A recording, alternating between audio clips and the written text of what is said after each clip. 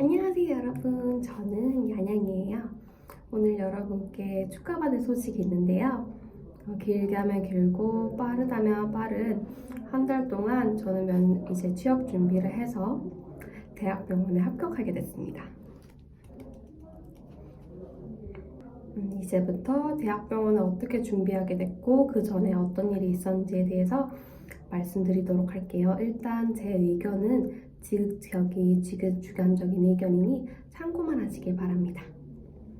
일단 제 근황을 말씀드리자면 그동안 참 많은 일이 있었어요. 퇴사하는 병원에서 병원 사정으로 주 6일을 일을 해야 하는 상태에서 면접 스터디, 자소서, 개인 면접 준비, 약속을 수행하다 보니까 결국 몸살이 나서 지쳐가는 상태였어요. 한 달 동안 서류가 계속 미뤄지고 서탈하고 그래서 면접할 기회가 없었어요. 그러다가 한 달이 넘어서 처음으로 면접 볼 기회가 생겼는데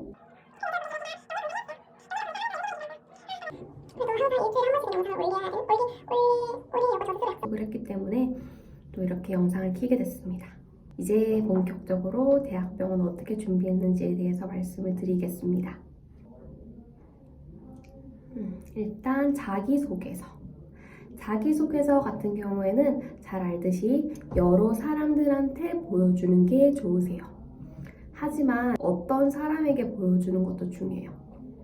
병원과 공기업, 사기업 이런 건 스타일이 다 다르기 때문에 적어도 대학병원 경험이 있으신 분에게 보여드리는 게 좋아요. 그러면 방사선사, 간호사 이런 분들한테 보여드려도 되나요? 라고 하는데 네. 근데 저는 좀 코칭을 받고 싶은데 돈을 받고 하는 게 좋을까요? 라고 이렇게 질문을 해주시는 분들도 계실 텐데요. 저희 경우에는 졸업생이라도 다녔던 대학교에서 자소서나 면접 코칭을 받을 수 있기 때문에 그걸 꼭 이용해 보시는 걸 추천드려요. 만약에 거기다가 단과대별로 코칭해주는 경우에는 더더욱 추천을 드립니다. 왜냐하면 그분들은 저희 과와 같이 보건의료 계열의 학생들의 자소서나 면접을 많이 보셨기 때문에 잘 코칭해주고 노하우도 많이 가지고 있으시기 때문이에요. 저도 코칭을 받은 자소서는 거의 다 서류 합격을 했답니다. 그럼 그 다음 면접. 저는 처음에는 면접을 혼자 준비하려고 했어요. 근데 제가 가고 싶은 대학병원에 붙은 간호사분께서 자소서를 썼으면 이제 면접 스터디를 준비해야 되지 않겠냐고 말씀을 하시더라고요. 그래서 처음에는 면접 스터디? 근데 알고 보니까 간호사분들은 그런 걸 굉장히 많이 하시더라고요. 그래서 안 되겠다. 나도 한번 해봐야 돼 싶어서 사람을 모아서 그분들과 함께 연습을 하게 되었습니다. 면접을 하는 방법에서는 곧 영상에서 새로 올릴 예정이고요. 그 내용을 참고하셔서 면접 스터디를 하면 많이 도움이 되실 것 같습니다. 저의 경우 면접 스터디는 주 3회, 평일은 2시간, 주말은 4시간 했어요. 왜냐하면 제가 근무를 하고 있기 때문에 평일에는 주 저녁에 할 수밖에 없어서 2시간으로 했고요. 주말에는 시간이 많아서 4시간으로 했습니다. 그래서 체력적으로 정신적으로 힘들었지만 정말 저한테는 의미 있었고 제가 대학병원에 합격할 수 있었던 비결이었던 것 같습니다. 그래서 저는 그만큼 면접 스터디를 추천드리고 싶어요. 그러면 면접 후기가 제일 궁금하실 거예요. 하지만 제가 봤던 합격했던 병원만은 말씀드릴 수 없고요. 제가 면접을 전반적으로 받은 대부분의 가장 많이 받았던 질문들은 자기소개, 그 다음에 환자 컴플레인 대처법, 상사 다툼 시 해결 방법, 그 다음에 경력 소개입니다. 저 같은 경우에는 자기소개서를 쓸 때부터 키워드를 생각해 두셔야 돼요. 저의 키워드는 배려심이었고 그 배려심을 토대로 대부분 항목을 써내려갔고 너무 똑같은 키워드에 대한 항목이면 별로일 것 같아서 몇 개는 다른 키워드를 넣어서 자기소개를 썼고요. 면접도 똑같이 배려심을 사례로 하는 이제 이야기, 사례들로 대부분 모았습니다. 키워드를 정해서 일관성을 있게 유지하는 것이 정말 중요한데요.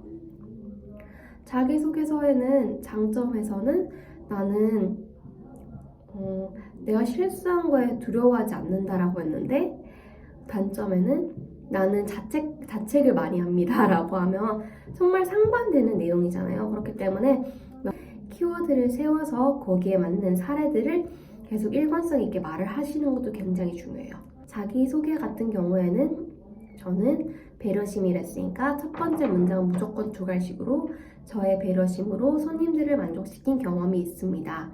그래서 이렇게 두갈식으로 쓰고 난 뒤에 내가 그 배려심으로 손님들을 어떻게 만족시켰는지에 대해서 자세한 예시를 들고 앞으로 저의 이런 배려심으로 무엇을 기여하겠습니다. 이렇게 말을 했던 경험이 있습니다.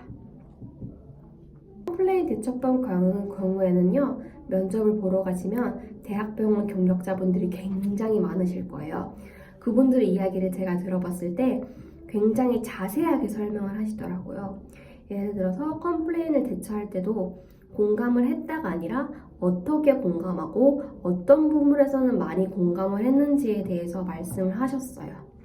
제가 가장 기억에 남는 분은요, 수술 때문에 환자의 응급 상황이 발생해서 수술이 지연되는 상황이었다고 합니다.